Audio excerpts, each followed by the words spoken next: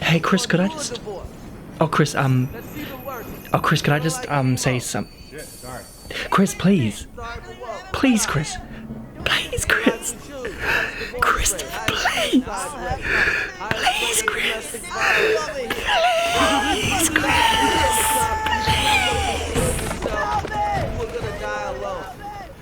Oh, Chris, could I just... Intro, you're on the bloody red couch with Danny Gherkin. Hello, I'm Danny Gherkin. For as long as I can remember, I have always loved to criticize things. I don't have a partner, my job isn't very good, but at least I have my health. And I'll always have the result of the hard work of hundreds of people that I can tear to shreds to make myself feel better. I'm talking about movies and media in general. And let's be honest, and let's get this straight, I'm always truthful with my friends. Some movies just need to be knocked down a peg. Today's film needs to be knocked 6 feet underground, or maybe off the edge of a tall cliff. Spiral from the Book of Saw? More like Spiral from the Book of Shit. The background. Spiral, also known as Spiral from the Book of Saw, is the 9th installment in the Saw series. The idea for the 9th film was discussed after the surprise success of Jigsaw in 2017 that grossed over $100 million on a $10 million budget. However, unlike that movie, Spiral has made much, much less, and on double the budget to boot. Maybe it's because between Saw 3D and Jigsaw there was a 7-year gap, allowing audiences to become nostalgic and interested once again in gory sadistic entertainment, where for Spiral there was less than 4, and scheduled for less. Oh no.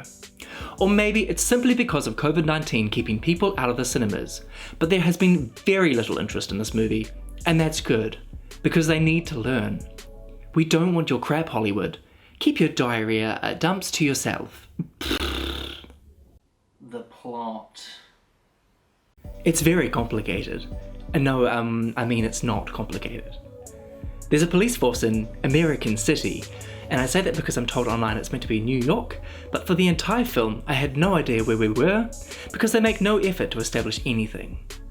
Anyway, after a lovely Independence Day, this police force begins to be targeted by a Jigsaw copycat, who is one by one nabbing these cops, who is locking them up in horrible, very deadly, very scary traps, so many scary. Our main protagonist, Zeke Banks, played by Chris Rock, is put on the job to find the killer, and he finally does, but not after quite a few people get murdered, and not after a big helping of drama. Drama. Drama. Drama. Drama. Yes, and more please. There's a whole B-plot between Zeke and his ex-cop father Marcus, played by Samuel L. Jackson, who's a very old man now. Note the old man elbows. But it really doesn't matter at all. The B-plot, not the elbows. And Marcus, aka Samuel L. Jackson, is really only a prop to be used later on in the film. Speaking of props. The set.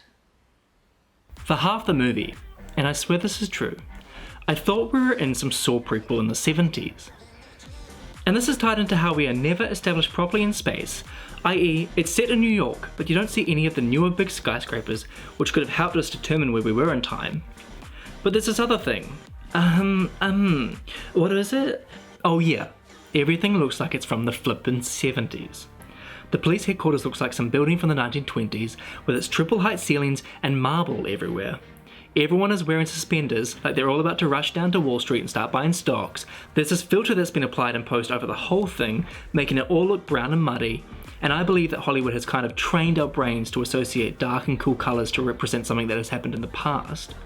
Technology isn't really focused on, and it takes a long time before we see a cell phone. And then there's these weird, bulky fans that no person has ever seen in the wild. So many weird fans. What are they? What is this? It looks like a jet engine.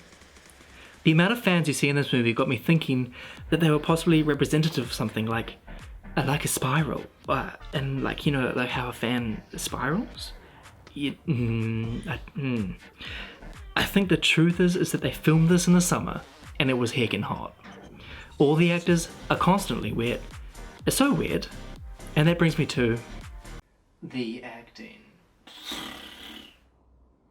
Not good, it's not good.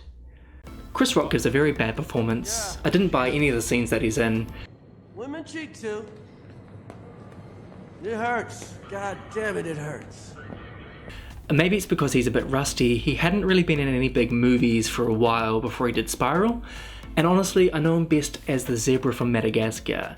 Damn, Alex the lion, we're on Madagascar, that's whack. He scream talks for most of the movie, and it begins to make you wonder if the director didn't care, or if Chris is incapable of talking quietly. I think it's the latter.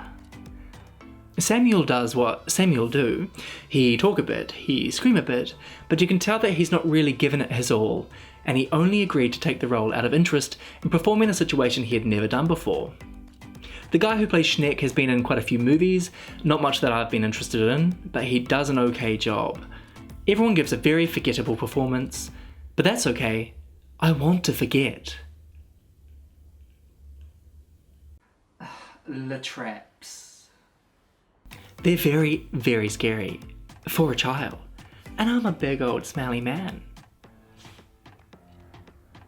In actuality, they're just sloppy, and it's obvious very little thought has been put into if they would actually work or not. There are 5 traps in this film, and their presence on screen probably takes up together less than 15 to 20 minutes of the hour-and-a-half runtime. This is by design. More on that later. The twist? Spoiler warning. Saw movies have always had some kind of sting or twist that is revealed at the end of each film. In Saw 1, Jigsaw is lying face down in a pool of blood the entire time. Saw 2, Jigsaw's only known survivor Amanda turns out to have become his accomplice. Saw 5, they were all meant to have worked together and they would have all survived. And this is because Saw movies aren't only about sadism and blood. There's also drama. Spiral doesn't dare deviate from this winning formula either, and has its own sneaky twist to pull on us. However, this fast one elicits less of a gasp of shock and more of a groan of contempt, as most viewers by the end will have already deduced who the copycat killer is. Spoiler warning, it's Schneck, Chris Rock's partner. Earlier in the film he is killed off camera and turns up butchered, and somehow, the lab results confirm that it is him. Even though later on we are told it was some homeless man. And even though, with every other victim, we see them getting knocked out by a single whiff of chloroform, and then see them in traps having fun, we don't see any of that with Schneck. Suspicious? No, just stupid. I mean, obviously it's him. And his reason for doing it is that years ago, a cop killed his father, so he spent his entire youth training to join the police force, I guess so that he could access standing personnel files that he somehow knew existed. Joined and then immediately killed a decent number of people on the force as payback. And after messing with Chris Rock, he doesn't even have to show up to work on Monday because luckily that hobo had the exact same DNA as him. It's the good twist. Shalom twist. The message. Get it? Get the message? Ultimately, the film tries to tackle the very real issue of police immorality and corruption. However, the end result is a generic and rather untopical product, and it kind of feels like you're talking to your 14-year-old cousin at Christmas. Everything Spiral says has been said before, but better. There are no new insights, and the basic premise is years too late. Spiral gives up entertainment for clout, perhaps seeking those invaluable internet brownie points, and in the end it achieves neither. I also wonder if the lack of success around Spiral is simply related to the fact that gore and media is so much more accessible than ever before.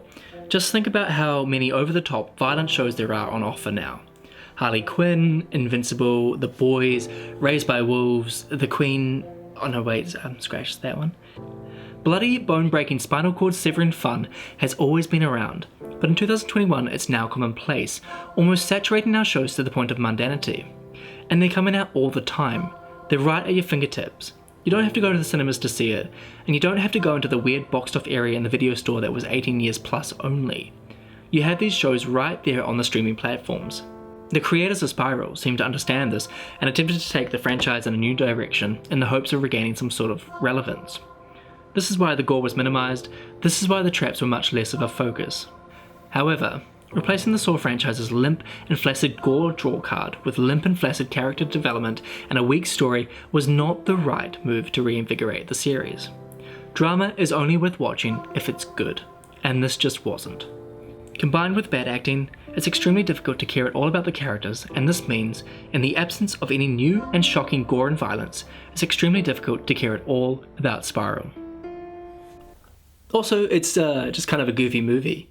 Just look at this guy. I'm giving this one a 3 out of 10. Bonus point. If you think that you've been sent a godsend because this movie is only an hour and a half long, then you're dead wrong. They somehow make it feel like you've sat down to watch a slightly more macabre version of all 3 of the Lord of the Rings extended cuts. Do you think Gandalf could get out of the Saw trap? How about Frodo? Leave your comments below. And if you think I'm wrong about this movie, let me have it as well. And remember, stay gherkin.